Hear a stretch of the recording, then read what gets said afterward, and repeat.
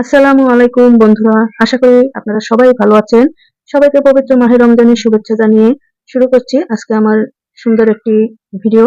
তো আমি এখন ইফতারির জন্য রান্না করছি, ভাত বসিয়েছি, সাথে অন্য কিছু কাজও চলছে। যেমন রুটি রান্না করছি আর অন্যান্য কাজ করছি। রান্নার ফাঁকে আজ আপনাদের সাথে খুব সুন্দর কিছু হাদিস শেয়ার করতে চাই। প্রিয় নবী হযরত মুহাম্মদ সাল্লাল্লাহু আলাইহি সাল্লাম বলেছেন, তোমাদের মধ্যে উত্তম সেই ব্যক্তি যে মানুষের জন্য সবচেয়ে বেশি উপকারী, মানে মানুষকে যে বেশি উপকার করে। বন্ধুরা, আমরা ভাবি ইবাদত মানে মনে হয় শুধু নামাজ, রোজা, কোরআন পড়া, এগুলোই মনে হয় সবচেয়ে বড় ইবাদত।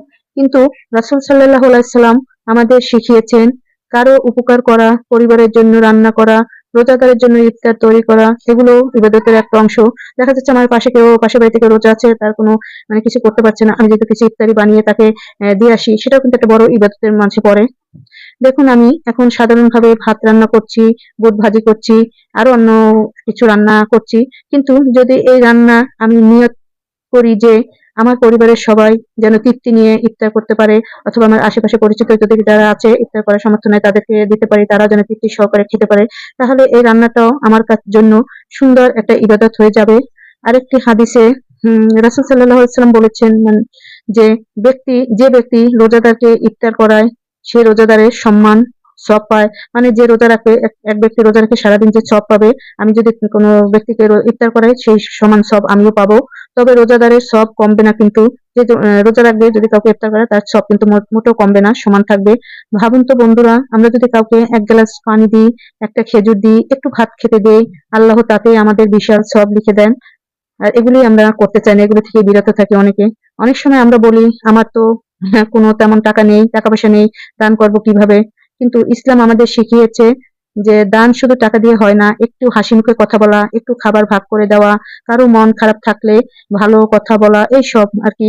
আমি এখন রান্না করছি, হাত নাড়াচ্ছি, চুলার আগুনে হাঁড়ি বসানো, এই ছোট কাজগুলো যদি আল্লাহকে খুশি করার নিয়তে করি, তাহলে এগুলো সুন্দর ইবাদত হয়ে যায়। বন্ধুরা, আমরা কেউ বড় বড় দান করতে পারি না সব সময়, এটা সঠিক কথা। ইচ্ছে থাকলে অনেক সময় হয় না, উপায় হয় না, যে কোনো কারণবশত। কিন্তু ছোট ছোট ভালো কাজ আমরা সবাই কিন্তু করতে পারি, সেগুলো কিন্তু এত পয়সা লাগে না, কারো কাছে পারমিশন লাগে না, কৈফিয়ত লাগে না। হ্যাঁ, আজ যদি পারেন কাউকে ইফতার করান, এগুলো এগুলো কিন্তু আমরা করতে পারি। কাউকে খাবার দিতে পারি, কারোর সাথে ভালো কথা বলতে পারি, কাউকে সাহায্য করতে পারি খাবার দিয়ে, কাপড় দিয়ে, সবকিছু দিয়ে। তাহলে আপনি রাসূল সাল্লাল্লাহু আলাইহি সাল্লামের প্রিয় উম্মতের কাজ করলেন।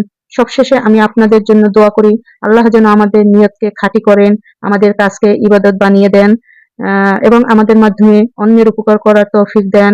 আমিন সুম্মা আমিন। আপনাদের সবার রোজা আল্লাহ তাআলা কবুল করুন। মানে আমরা যত কষ্ট করে রোজা রাখছি, সে রোজা যেন আল্লাহ তাআলা কবুল করে।